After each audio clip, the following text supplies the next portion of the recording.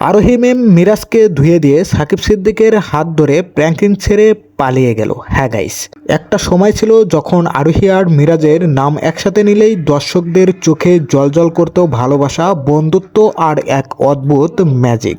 School gang হোক এবং pranking টিমের যে কোনো ধরনের নাটক হোক, তাদের কেমিস্ট্রি ছিল এক কথায় পারফেক্ট।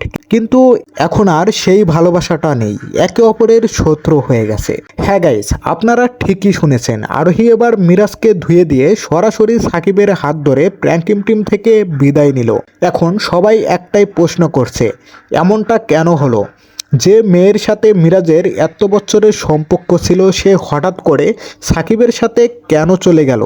একসময় এই জুটি ছিল প্র্যাঙ্কিংয়ের প্রাণ, তাদের হাসি, মজা, রোমান্টিক মুহূর্ত ভরে থাকতো পুরো টিম। কিন্তু সময়ের সঙ্গে সব কিছু বদলে গেল।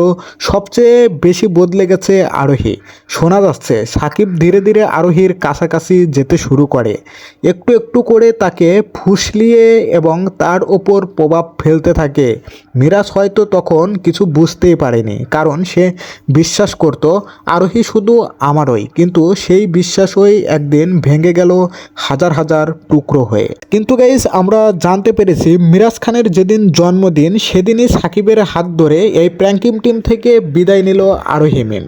মিরাজ তখন একেবারে অবাক হয়ে গেছে। সে বলে উঠেছিল, সাকিব আমার বন্ধু ছিল আর ও আমার প্রেমিকা আরোহীকে নিয়ে চলে গেল। এ কথাটা শুনে পুরো টিম স্তব্ধ হয়ে যায়। বন্ধুত্ব আর ভালোবাসা দুটাই যেন একসাথে শেষ হয়ে গেল মিরাজের জীবনে। তারপর থেকেই মিরাজ তার মনের কথা এক এক করে বলতে থাকে। সে আরোহীকে ভালোবেসেছিল সত্যিকারের ভালোবাসা দিয়ে, কিন্তু প্রতিদান হিসাবে পেয়েছে ধোঁকা। কেউ বলেছে আরোহী নাকি নিজের ভবিষ্যতের কথা ভেবে এই সিদ্ধান্ত নিয়েছে, কারণ সাকিবের সোশ্যাল মিডিয়া রিচ বেশি আর তার সঙ্গে থাকলে নাকি জনপ্রিয়তা আরও বেশি বাড়বে এই আরোহী মেমের। কিন্তু গাইস, ভালোবাসা কখনো হিসাব দিয়ে হয় না, ভালোবাসা মানে ত্যাগ আর বিশ্বাস। এখন প্র্যাঙ্কিং টিমের নাকি ভেতরে ভেতরে অনেক অস্থিরতা চলছে, কারণ সাকিব ও আরোহীর এই সিদ্ধান্ত অনেকের মন খারাপ।